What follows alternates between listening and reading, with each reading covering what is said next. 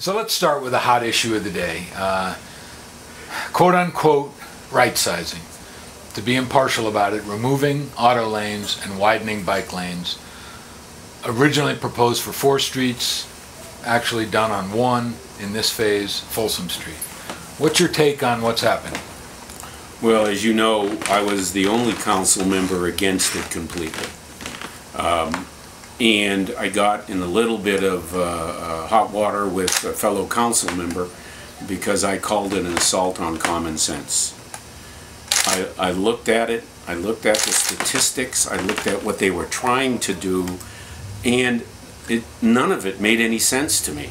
And I got home, and my wife asked me how did it go, and I said great. It was another 8-1 vote.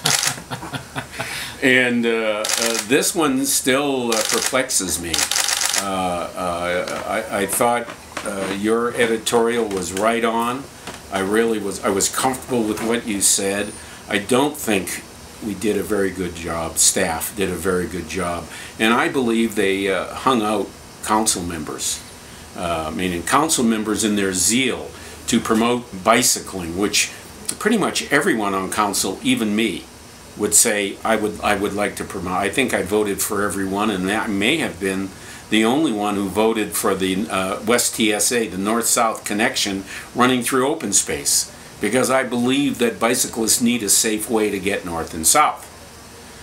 With that said, this is truly hard for me to understand. I'm hoping that we make some changes to this, and the change that I would accept would be allowing it to stay from the north going to Pine Street, and that's it. That's the area that was the complaint about. The most highest speeds are through that area. And what intrigued me, they were talking about more bicycle safety and how fast people are going. Well, my fellow council member Matt Applebaum said to me the other day, well, in fact, if there's a problem with them going too fast, couldn't we just lower the speed limit?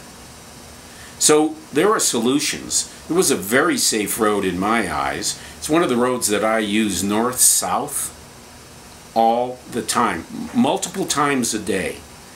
And what I'm doing, I believe, is what citizens are doing. They aren't going there anymore. You know, I think it's come down 20%. Those people didn't stop driving.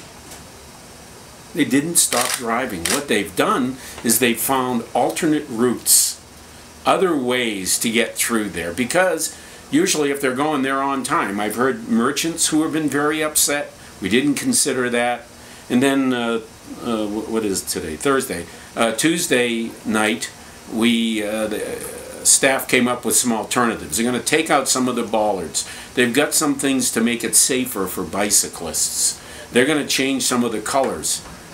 But none of those are going to really correct the problem, which is that this was a giant mistake on our part. I guess the big question I always had was, from a traffic engineering standpoint, did anybody look at your total capacity, north-south, in the city to handle the flow of traffic that there is? Do you have adequate capacity, whether Folsom is 1 lane or 2, to handle the north-south traffic volume? Well, do you have data on that? You know, I can't tell you whether we have data. I know we have data in an area that's, and it's our travel times data that they calculate, they come up with every year, and that shows no increase in travel times almost in 20 years. Almost in 20 years. So I can't tell you what data, there are reams of data.